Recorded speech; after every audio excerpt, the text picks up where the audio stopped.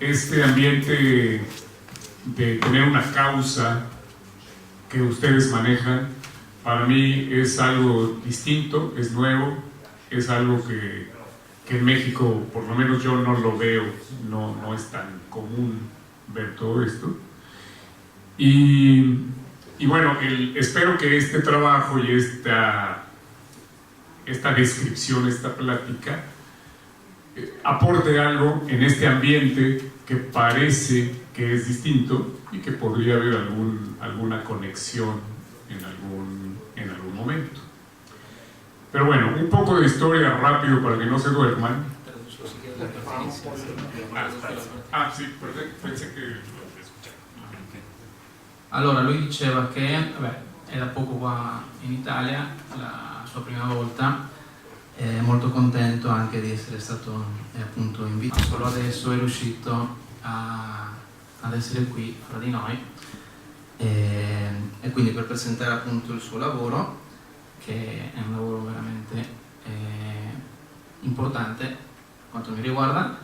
E niente, raccontava anche il fatto che è molto stupito da scoprire qua in Italia posti come questo, come il centro sociale Bruno. Sono delle realtà che almeno per lui in Messico non si trovano sostanzialmente, anche come spazio, e soprattutto per le ideologie. E adesso diceva che presenterà racconterà anche un po' le sue opere e niente, adesso passo la parola a lui. Este tipo de trabajo es un trabajo es un género que se llama a nivel mundial arte fantástico. Nosotros, por nuestra cercanía a Estados Unidos, tenemos una influencia muy fuerte de la ciencia ficción. Y como todo niño, pues nos gusta dibujar lo que vemos en la televisión, y empecé haciendo lo que veía en la televisión. Con el tiempo fue tomando una identidad propia con lo mexicano, porque en México no hay ciencia ficción mexicana, pero intentamos mezclar lo que tenemos de México con la ciencia ficción. Esto fue hace 30 años. ¿Sí? ¿Me han entendido hasta ahí? ¿Lo traduces? ¿Sigo? Sí, sí, lo traduzco. Sí, ok. Con el tiempo, bueno, fue surgiendo poco a poco esto, lo vemos en películas, lo vemos en videojuegos, lo vemos en cómics, lo vemos en distintos lugares, pero mezclarlo con el arte mexicano o con las culturas prehispánicas, bueno, pues le dio un toque distinto que ha tenido una cierta aceptación y que lo hemos llevado a distintos espacios. Ustedes, mejor que nadie, aquí tienen un conocimiento amplio de la historia de México o de algunas partes de la historia de México, y aunque este trabajo no es, su intención no es ser tan histórico, tan estrictamente histórico o tan estrictamente político, pero es inevitable que se acerque a personajes y a situaciones. Tiene que ver más con la estética que con la historia. Y surgió de una manera muy espontánea desde hace 30 años. ¿Quieres? Okay. Se no siamo qui, non puoi rimanere. Sì. Allora, lui sostanzialmente spiegava il genere del suo lavoro, appunto, un po' di fantascienza, una sorta di genere che era molto nuovo anche per il periodo in cui ha iniziato sostanzialmente a disegnare, insomma, a dipingere per la precisione. Uno stile che è partito di sicuro non con le rappresentazioni che vedete adesso, è stato in un secondo momento che ha iniziato a introdurre anche stili e a richiamare personaggi, simbolismi di quello che riguarda la storia del Messico, quindi dalla rivoluzione, dalla cultura maya, dalla cultura azteca e anche personaggi più recenti che riconoscete facilmente. E questo per lui ha significato anche una svolta per quello che riguarda il suo lavoro, che lo fa ormai da più di 30 anni sostanzialmente. Ecco. Bueno, el género en realidad es muy comercial. Hay un mercado muy grande en Estados Unidos y en México, y que se acerca más a los cómics, que el cómics es un vehículo que funciona también para mandar mensajes. Pero en este caso se ha convertido o pretende convertirse en obra plástica. Ha sido un poco extraño el pasar de una ilustración en una cartulina y llevarlo al terreno de las artes plásticas, porque las galerías en México no están acostumbrados a ver este tipo de obras como una obra plástica, y dicen que eso no es algo que se venda en la galería. Entonces ha sido un poco complicado, pero ya hay un poco de apertura y ya hay un poco de libertad para mostrarlo. Entonces yo sigo trabajando en esto, tratando de vivir algún día de este tipo de trabajo, y que no es todavía tan aceptado en México por nuevo, quiero pensar, ¿no? Allora, sostanzialmente raccontava che questo genere è un genere che ha un certo richiamo nel mercato degli Stati Uniti, nel mercato americano, però poi chiaramente è anche un genere che trova delle difficoltà per quello che riguarda la sua diffusione, cioè il fatto di proporre questo lavoro, anche perché è un genere abbastanza nuovo, soprattutto in Messico non è molto riconosciuto, quindi ha iniziato anche a proporre, oltre a supporti magari stampati o formati più piccoli, il fatto anche di dargli più importanza, lavorando anche a livello di lavorare come si chiama? Proprio su un supporto, su un tessuto, sulla tela, scusami, per renderlo sicuramente più importante, ma comunque raccontava che anche nelle gallerie non è facile praticamente proporlo e venderlo di base. Ecco, quindi adesso questo è il suo scopo adesso, è quello di farlo conocer di più. Ecco. Pues habría mucho que decir al respecto, porque tengo más de 30 años haciendo este trabajo. No vivo de esto, no hay un mercado realmente, yo no obtengo dinero de esto, yo hago publicidad, y la publicidad es lo que más o menos me da para vivir, pero este trabajo se ha ido abriendo camino gracias a oportunidades como la que se abrió aquí. Espero en un futuro hacer más obra y poder traer obra, pero por lo menos un acercamiento del trabajo a través de impresiones, y que son un poco impresiones ya de cierta calidad que nos ayudan a ver la técnica. No hay como ver los originales. El original es la mejor manera de ver este trabajo, pero por lo menos esto es un acercamiento. Allora, lui diceva che sostanzialmente lui non vive di questo, ecco, lui si dedica a lavori pubblicitari, quindi lavori incaricati, clienti dicono fai questo e lui fa di base. Raccontava anche il fatto che questa opportunità è stata molto, diciamo, spontanea, quella che adesso stiamo appunto vedendo. Lui era venuto allo studio Andromeda a fare una esposizione, poi anche qui a Bruno adesso con le sue opere fa vedere il suo lavoro anche con questa conferenza, ecco.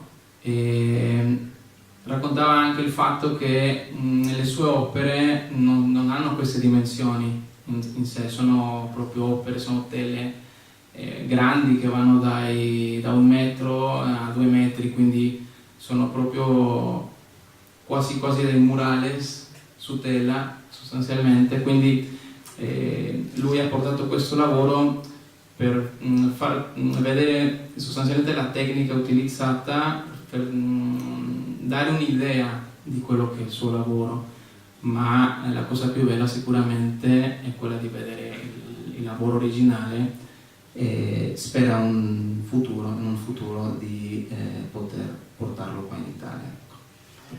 Ahora, aquí la parte interesante para mí de venir aquí con ustedes. Ayer estuve en una reunión pues entre ustedes en este lugar y me quedé sorprendido porque no estamos acostumbrados en México a tener un grupo en el que se aborden temas con un interés y una causa como la que ustedes manejan aquí. Y tratando de relacionar lo que yo hago con la experiencia que vi aquí, percibí que tenemos nosotros en México una forma de ver la política distinta a la que tienen ustedes, no solo de Italia, sino del propio México.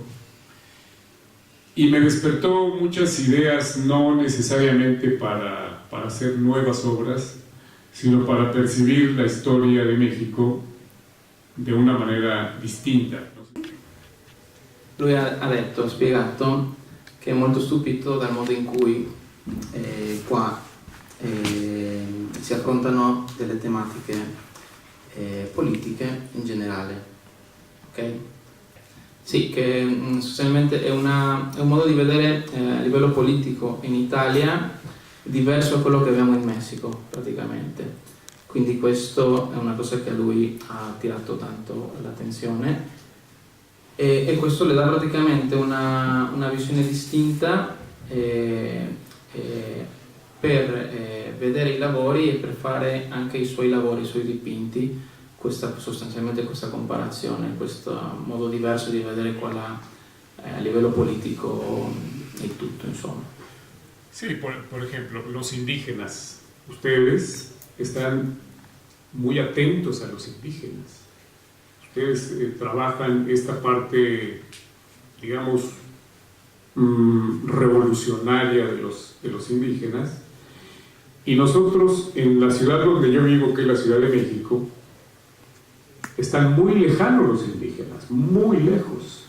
Y creo que ustedes tienen más información de los indígenas que nosotros y tienen una visión totalmente distinta de que tenemos nosotros y un concepto de discriminación, de la discriminación en México, totalmente distinto al que tenemos nosotros.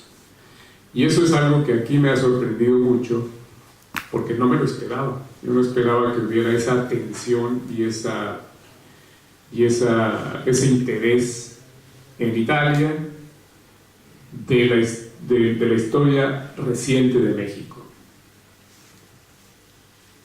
Ok, allora lui praticamente è anche gradevolmente stupito dal fatto, cioè dall'interesse che c'è in Italia per le culture indigene in Messico. Proprio il loro modo di vivere, soprattutto anche le loro cause a livello di ideali e tutti i movimenti sostanzialmente che ci sono, insomma. E anche il modo in cui qua vengono visti e interpretati questi popoli rispetto a quello che in Messico succede, insomma. non c'è lo stesso interesse in Messico come quello che c'è qua, insomma. Quindi questo per lui era una cosa molto, molto toccante, sicuramente. Entonces, la visión que yo tengo como ciudadano mexicano de la Ciudad de México es superficial de algunos de los problemas que ustedes abordan mucho más profundamente.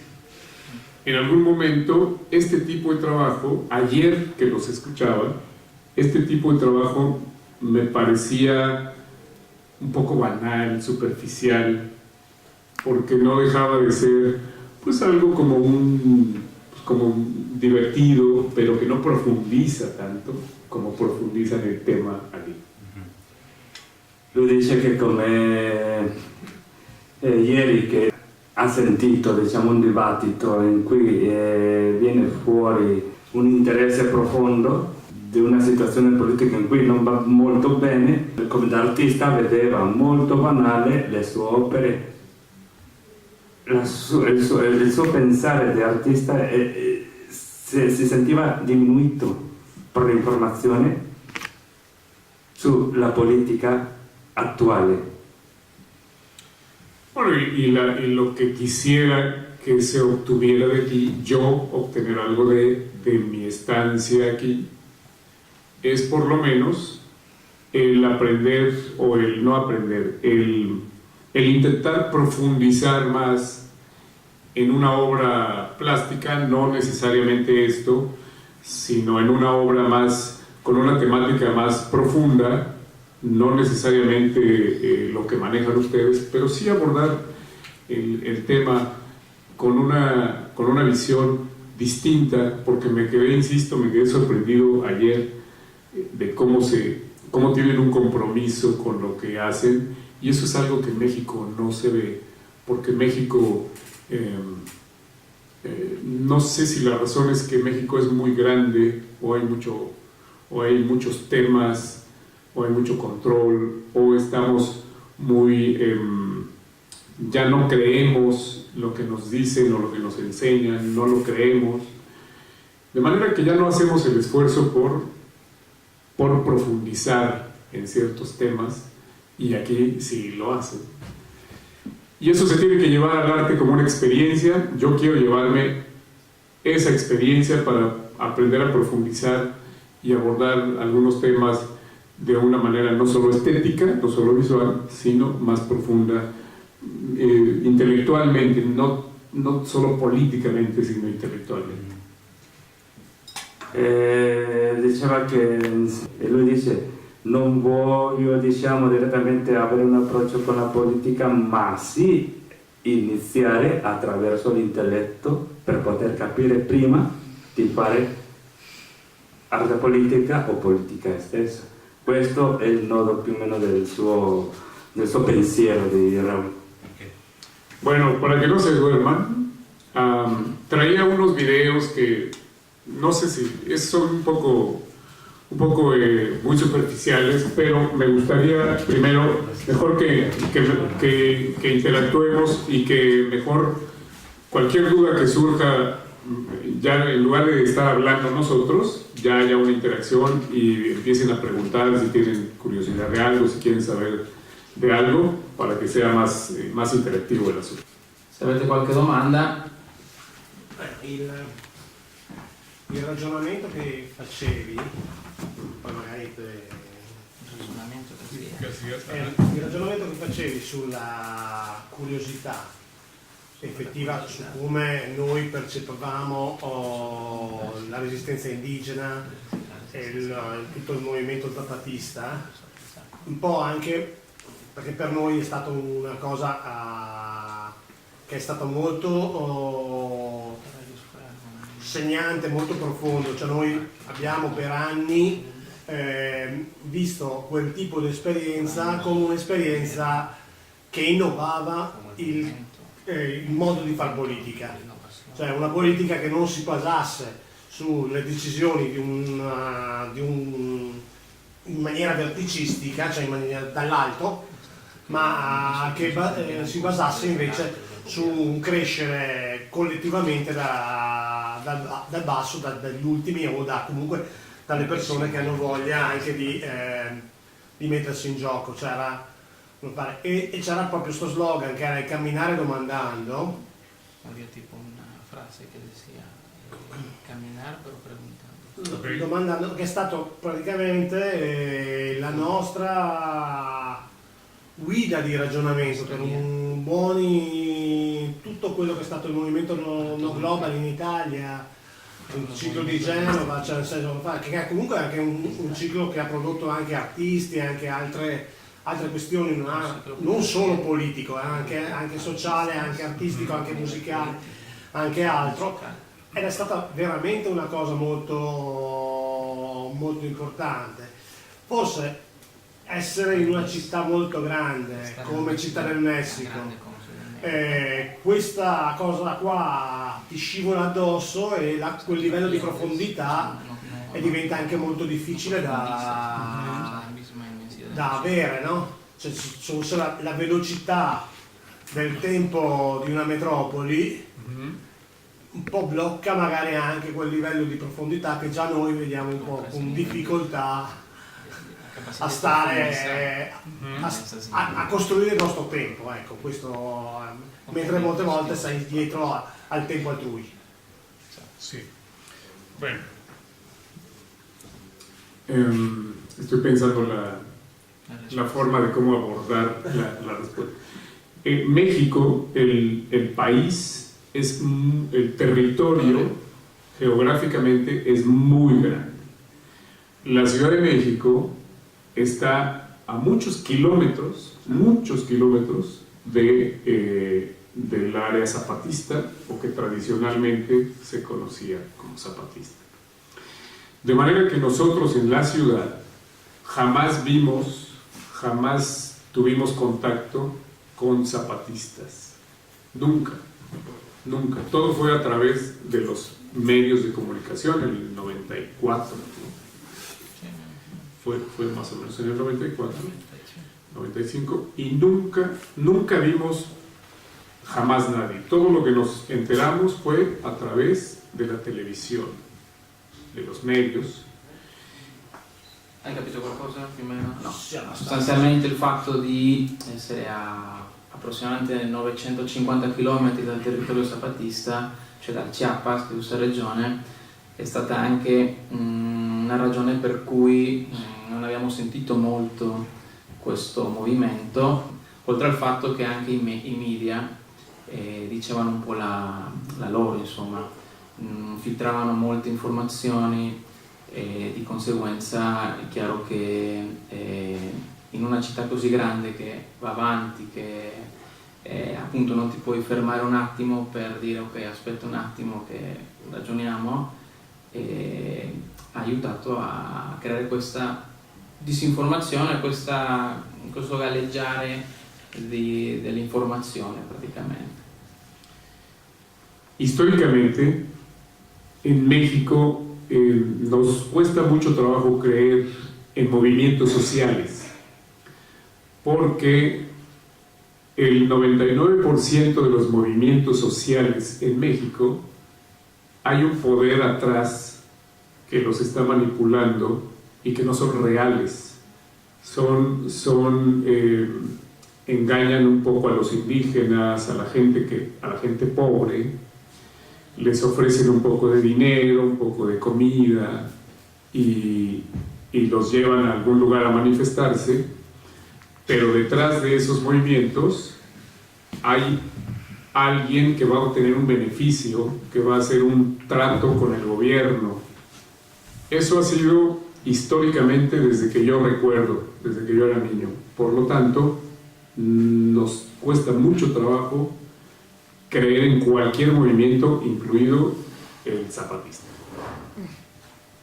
Allora, praticamente in Messico purtroppo c'è poca fede nei movimenti sociali che a volte abbiano origine di una spontanea benevolenza da parte di governanti o quel che sia, e cioè nei confronti dei popoli indigeni, perché praticamente tante volte gli stessi governanti, gli stessi politici cercano di trarre profitto da questi movimenti sociali di aiuto soltanto per i voti, cioè di base, cioè tu vai lì a fare il buono, vai a farti vedere, gli dai una briciola per quello che potrebbero diciamo dare a queste persone, a questi popoli indigeni,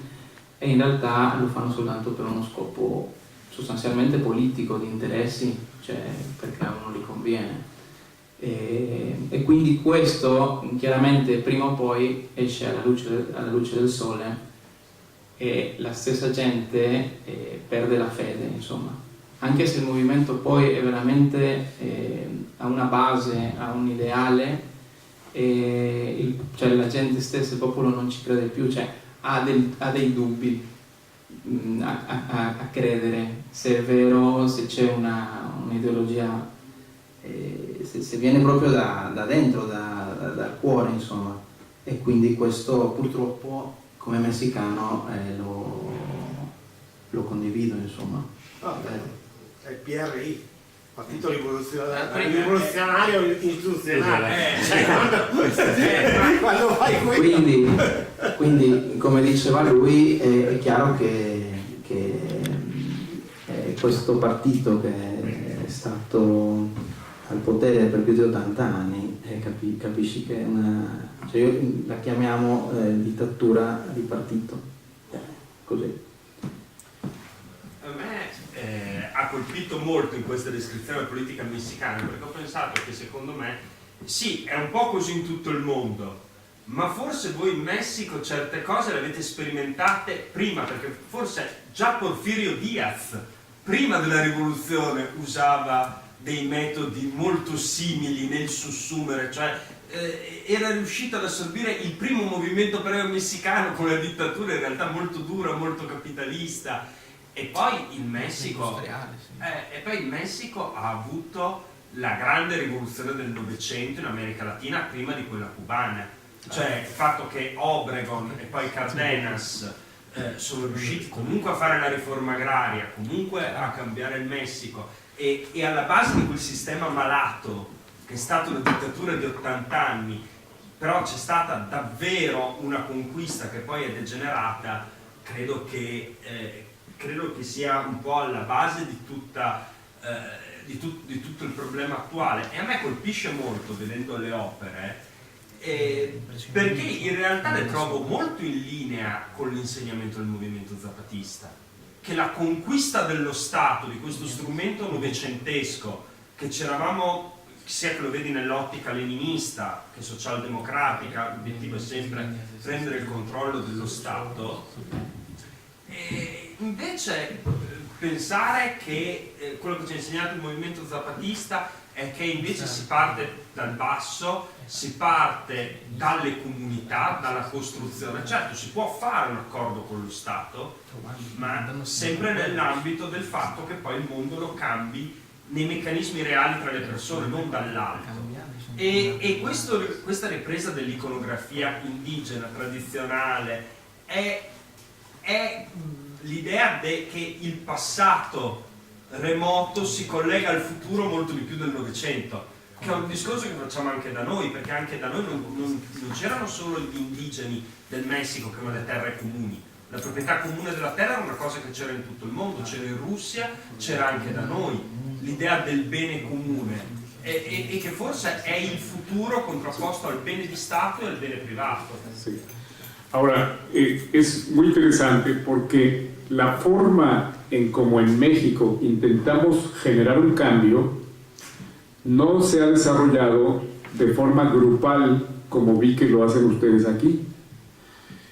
Quizás de forma inconsciente, por lo menos yo, estoy manifestando mi manera de protestar a nivel artístico, tal vez, me estoy proyectando, porque yo no tengo otra forma, porque no confío en los grupos políticos de México, pero mi forma personal de intentar manifestar lo que pasa en mi cabeza es a través del arte, y es muy interesante que proyecte algo tal vez que es inconsciente de mi parte, porque la gente estamos cansados en México, no solo del trato a los indígenas, sino del trato en general, y afortunadamente ahora se está generando un cambio que tiene ciertas características para analizar con el nuevo gobierno, pero bueno, esa parte ahorita abordamos el tema del nuevo gobierno. Allora, diceva che in Messico è difficile affidarsi a gruppi, cioè nel senso non esistono gruppi come qui, in cui appunto puoi parlare, puoi confrontarti con una certa tranquillità e fiducia. In Messico lui sostanzialmente non ha trovato questo nei gruppi politici o di qualche indole, insomma di varie indole, e quindi lui cerca di esprimere questa ideologia, questo suo pensiero. Certe volte non lo fa cercandolo direttamente, ma a volte diceva lo trasmette, c'è un qualcosa che trasmette anche inconsciamente nelle sue opere e che tende ad apprezzarsi, insomma, cioè, ha notato questo ed è un qualcosa che a lui piace, penso, delle sue opere. Justo en este momento, en estos días, estamos viviendo una situación totalmente nueva en México, histórica, porque se ha generado un cambio con el nuevo presidente electo y todos estamos sorprendidos porque la costumbre gubernamental era siempre controlar quién ganaba y quién perdía, quién era el nuevo presidente.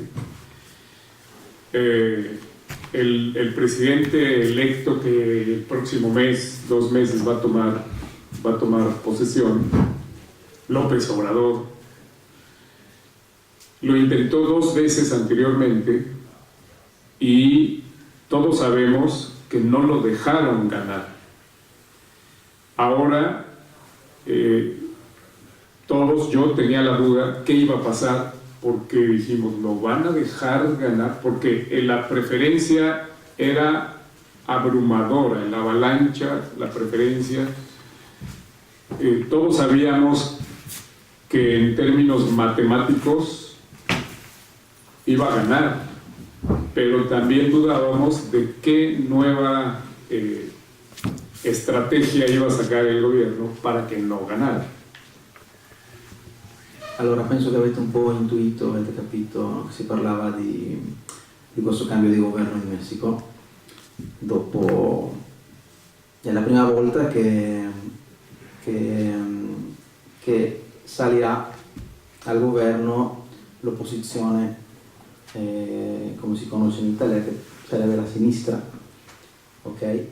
E quindi c'è un ambiente di effervescenza in Messico dovuto a questo, perché ancora prima che fossero le elezioni lui era già messo tanto in alto nelle indagini appunto delle elezioni, però viste le ultime 2 elezioni del 2012 e 2006, sai, ormai eravamo anche pronti a dire adesso chissà cosa si inventeranno per far vincere le elezioni a quello che gli conviene, in poche parole, a quello che vogliono mettere al potere. E quindi c'era questo ambiente un po' incerto, e man mano che si sono avvicinate le elezioni è diventata più una realtà, a tal punto che il giorno delle elezioni, dopo 2 ore che sono chiuse le urne, basta, insomma, c'era una differenza di più del 30%, quindi la più alta nella storia del Messico. Neanche uno degli scorsi presidenti del Messico ha ottenuto un punteggio del genere. Quindi adesso vediamo, c'è un po' di aspettativa, che adesso è il 1° dicembre, arriva al potere e insomma si vedrà un po' cosa accadrà. Esto es histórico porque yo no recuerdo, yo tengo 55 años, y yo no recuerdo jamás haber visto que la gente se saliera a la calle emocionada porque hubiera ganado quien sea, del partido que fuera. Yo no recuerdo haberlo visto nunca. Hay mucho cansancio y la forma en cómo nos manifestamos la población fue a través del voto, porque en México yo le llamo mi visión es que hay yo le digo la grupocracia. La grupocracia es que hay grupos de poder que dominan, y grupos de todo tipo, taxistas, comerciantes, empresarios, pero son grupos que tienen una conexión con el poder y se ponen de acuerdo. Pero el ciudadano común, como yo, que no pertenezco a ningún partido político ni a ningún grupo, estamos en un estado de indefensión, estamos totalmente indefensos ante cualquier grupo. Y tenemos la única forma de defendernos, afortunadamente, fue votando, y fue un voto masivo, y por eso, al saber que ganó este señor, nos emocionamos porque sentimos el poder que tuvimos los ciudadanos comunes que no pertenecemos a ningún grupo que sabemos que controlan México y las mafias, son mafias. Y ese poder que tuvimos al votar y que ganara es algo que nos dio mucho gusto, porque no tuvimos que agregarnos a ningún gruppo di potere. Allora, per lui è stato veramente l'ha impressionato molto il fatto che con questo trionfo di Obrador la gente praticamente è uscita a festeggiare. Ha festeggiato praticamente il fatto di rendersi conto di avere un potere tale da poter cambiare totalmente diciamo il destino di quello che sarà adesso il governo del Messico, perché diceva che praticamente i gruppi in Messico funziona molto con gruppi di potere, gruppi di tassisti, che ne so, il gremio, sindacati magari conoscono l'amico del partito politico e quindi commercianti che conoscono al diputato, che conoscono a uno qui, uno là, e quindi c'è sempre un giro di soldi, c'è sempre un giro di interessi che portano voti o comprano voti a cambio di avere dopo un favore, come penso si conoscono queste dinamiche più o meno, e quando si arriverà al potere. E quindi il fatto ovviamente di un cittadino comune come lui magari anche Omar, tutti noi che siamo anche cittadini, insomma, italiani, messicani, come lo sono io, il potere, aver fatto questa scelta storica di non appartenere a nessuno di questi gruppi eccetera eccetera, e rendere ovviamente il risultato delle elezioni così importanti, così diversi praticamente, insomma. Questo. Pues estamos muy contentos del resultado, pero han sido tantos años de problemas en México tan arraigados que existe la posibilidad de que mucha gente, los más desprotegidos, tienen demasiadas esperanzas, demasiadas elevadas. Y hay que ser mesurados, hay que ser un poco, hay que verlo con cierto límite, porque hay gente que verdaderamente cree que Obrador va a cambiar México en 6 años. Y eso no va a pasar. Pero sí creo que, por lo menos yo, no es que me da un poco de confianza, no 100% de confianza, pero sí creo que es el único político que yo escuché que decía discursos diferentes, que no decía lo mismo, y el PRI, famoso, el Partido Revolucionario Institucional, con un poder muy fuerte, no le encontraron nada con lo cual lo pudieran atacar, por lo menos es lo que sabemos, porque tiene un poder que podría encontrarle hasta a su abuelita, ¿no? Tu abuelita fue y robó y dijo que le robó los dulces al de la... No le encontraron, y eso es algo que para nosotros es muy bueno porque nos da confianza. Ok. Allora, c'è un'area di molta speranza, di molta fiducia, raccontava Raul, per il fatto di questo cambio, no, con López Obrador, ma c'è anche un po' di incertezza dal punto di vista della gente che magari ha troppe aspettative, si aspetta molto già da prima che prenda il potere López Obrador, e pensa magari che un cambio accadrà dal giorno alla notte, che ci vorrà un anno per cambiare tutto, quando magari non è così. Quindi il rischio è quello che magari quella fetta di abitanti del Messico che ha queste aspettative cada in una, come dire, rimarrà delusa dal fatto che non vede questo cambio, questo miglioramento, ma è una cosa che chiaramente richiede tempo, insomma, a livello sociale, a livello economico ci vorrà del tempo. E quindi adesso non ci resta altro che aspettare. Raccontava anche il fatto che Obrador è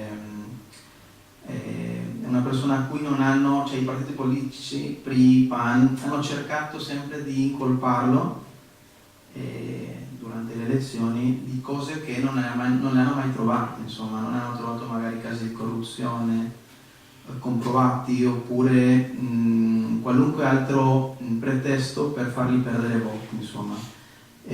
Questo per lui le dà diciamo un punto in più, nel senso che gli dà una certa area di tranquillità, nel senso che non è il solito politico, quindi sicuramente ci saranno, speriamo tutti, delle cose positive, ma una cosa anche molto importante, come cittadini dobbiamo anche, il popolo dovrà anche lavorarci insieme a livello personale, insomma, perché non è che arriva uno e ti cambia tutto. Quindi secondo me questa sarà la parte più difficile da affrontare nei prossimi anni. Me encanta que digo una parte y tú la enriqueces con lo que, sí, con lo que dices, ¿no? No, pero bueno, a nivel personal, yo no creía en los políticos y me descubrí el día que ganó. Todos estábamos a la expectativa y el día que ganó, yo me recuerdo con una amiga que me dice, ¿cómo va el recuento?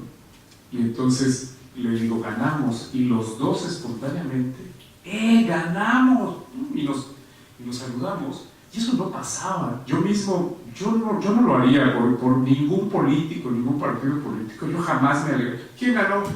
Ah, bueno, ¿quién ganó? Ah, bueno, no nos importaba.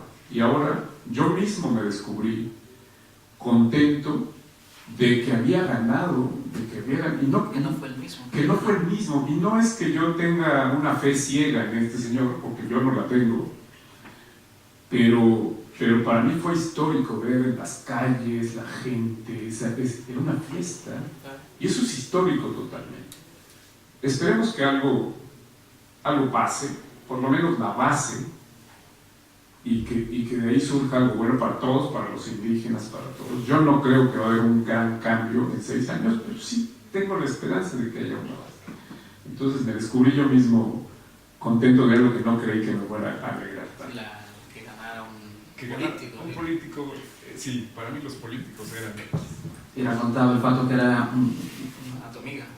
Mi amica, sì, una amica. Era lì con una sua amica che aspettavano i risultati delle elezioni e quando hanno dato i risultati lui e lei hanno insultato proprio Madonna Santa, cazzo abbiamo vinto, tipo, fatto così, no? Proprio così. E quindi lui in quel momento si è scoperto diciamo interessato anche a livello tra virgolette politico oppure alla sua insaputa, insomma.